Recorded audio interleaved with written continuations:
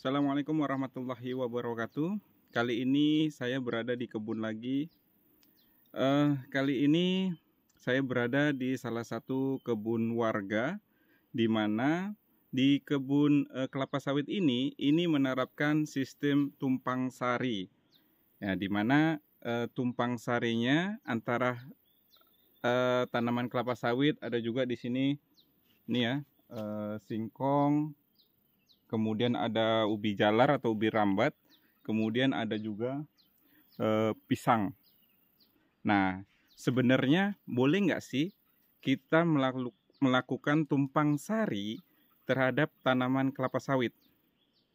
Nah, ini kan banyak ya, kalau misalkan tanaman kelapa sawitnya masih kecil-kecil seperti ini kan tentunya masih banyak ruang yang kosong yang bisa dimanfaatkan untuk kita untuk melakukan penanaman tanaman yang lainnya.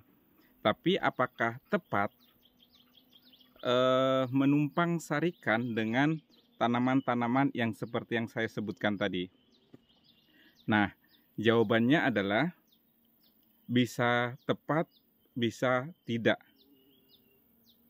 Yang paling penting adalah tanaman-tanaman yang kita tanam itu tidak terlalu mengganggu unsur hara di dalam tanah ya, sehingga nantinya akan mengganggu proses penyerapan yang dilakukan oleh tanaman kelapa sawit.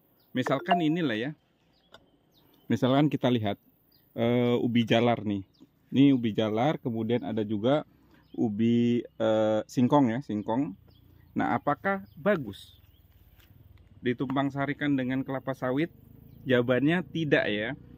Tanaman-tanaman dengan umbi itu biasanya menyerap unsur hara yang jauh lebih besar dibandingkan dengan tanaman-tanaman lainnya. Karena kan untuk proses pembesaran umbi biasanya seperti itu. Sehingga tanaman kelapa sawit ketersediaan unsur haranya itu sangat sedikit sekali. Nah, itu yang tentunya akan mengganggu proses perkembangan dan pertumbuhan dari tanaman kelapa sawit. Jadi intinya jangan menanam umbi-umbian untuk ditumpang sarikan dengan tanaman kelapa sawit. Nah, itu kurang tepat ya, bukan berarti salah tapi kurang tepat. Nah, tepat apabila kita memberikan unsur hara yang melimpah di dalam tanah sehingga semua terpenuhi, baik itu singkong, ubi jalar ataupun kelapa sawitnya terpenuhi unsur haranya. Tapi masalahnya kan kalau kita sekarang kan memberikan unsur hara secukupnya saja. Nah, itu yang menjadi masalah. Lalu tanaman-tanaman apa aja sebenarnya yang bisa ditumpang sarikan dengan tanaman kelapa sawit? Misalkan yang kacang-kacangan ya, misalkan kacang panjang ya, kemudian kedelai, kemudian kacang hijau itu bisa.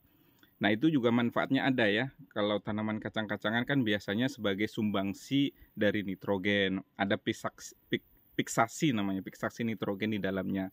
Sehingga bisa memberikan unsur N juga di dalam tanah. Nantinya bisa dimanfaatkan oleh tanaman kelapa sawit itu sendiri. Nah, selanjutnya apa lagi? Kebanyakan kalau petani-petani itu nanam semangka, jagung, itu nggak jadi masalah ya, nggak jadi masalah. Ini ada juga tanaman pisang ya, tanaman pisang nggak jadi masalah juga selagi unsur haranya terpenuhi. Nah, jadi seperti itu. Kalau ini memang di lahan ini apa namanya, umbi-umbian semua. Nih kita cek, lihat. Nah, ini ada ubi rambat atau ubi jalar kalau di sini ya. Ada juga ubi biasa. Kami menyebutnya sebagai ubi roti. Ada ubi kayu juga, ubi kayu juga. Nah, itu kebutuhan unsur hara dari umbi-umbian ini yang menghasilkan umbi ya, yang menghasilkan umbi kan kalau singkong tuh umbinya itu singkong tuh ya. Kemudian apalagi kalau ubi rambat ini ya, ini kan kebutuhan unsur haranya tinggi. Nah, kalau digabung dengan nanas, nah ini nggak jadi masalah ya. Ini ada juga nanas, tapi tertutup oleh rumput. Kemudian ada pisang juga, ya nggak jadi masalah sebenarnya. Yang jadi masalah tadi ini ya, umbi-umbian. Umbi-umbian. Seperti itu.